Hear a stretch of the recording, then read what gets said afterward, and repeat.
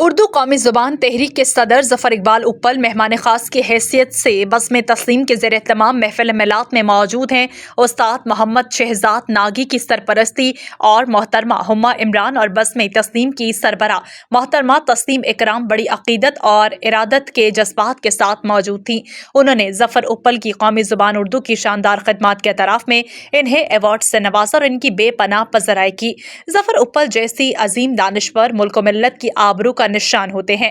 ہمیں ایسی بابرکت تقریبات کے انعقاد پر حضور اکرم صلی اللہ علیہ وآلہ وسلم کی عملی زندگی کی روشنی میں اپنی زندگیوں کو بدلنا ہوگا۔